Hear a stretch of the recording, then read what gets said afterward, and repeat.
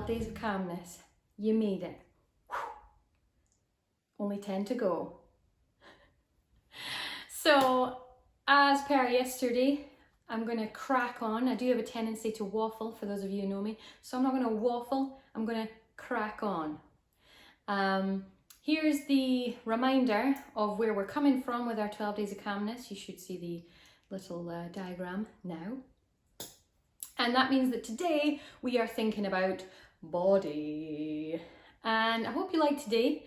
It's a super duper simple wimple one.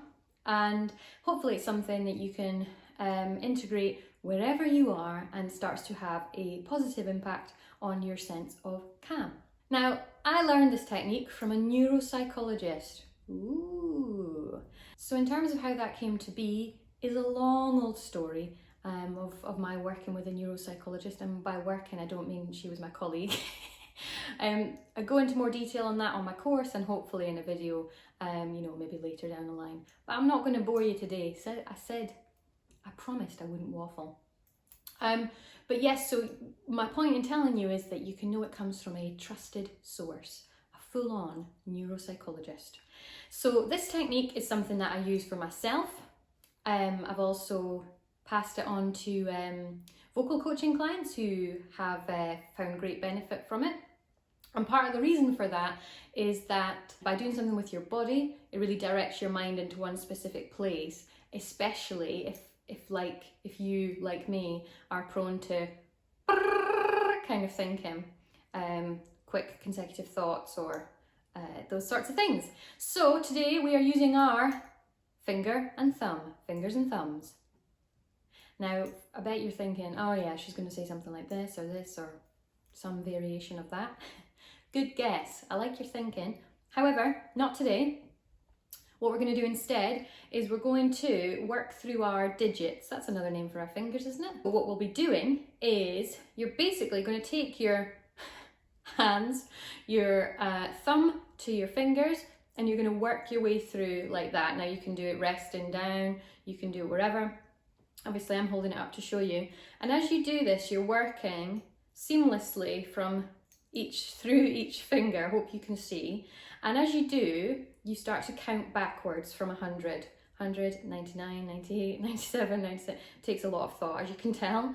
And you can do that out loud, but you can also do it in your head. So you could literally be sitting at your desk, counting.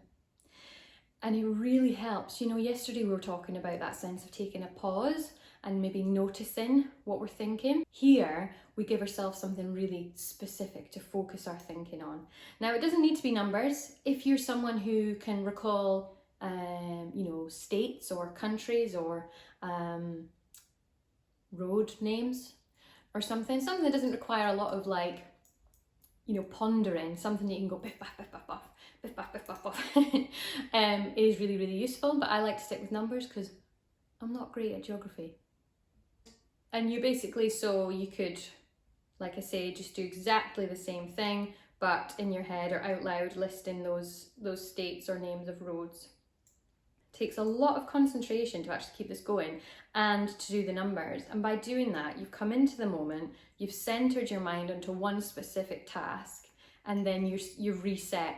And I think it also may tie in with the changing or redirecting of our emotions. So when we feel something, we might tend to feel it in our body and then think something about it. So I might feel nerves or dread, and then I start to actively think thoughts that fuel that feeling. Here, regardless, you go, right, this is what I'm focused on, and that's what you do. Second to that, you can even rub your finger pads. Are they called finger pads, or are they just called pads on like dogs? I don't know. One to find out, I guess. But you can rub your fingertips and notice the feeling. So again, taking that little tip from yesterday of noticing and coming to the texture of our fingertips. Even use my finger and thumbs too. So yes, hope you find that useful. I'm having a right old blast doing this, and I would hope that you are maybe somewhere towards having a blast. Maybe you think it's all right. I'd love to hear. Don't forget to subscribe if you'd like to enter my wonderful prize giveaway. Other than that, have a wonderful day. Day 2, done. Finger and thumb.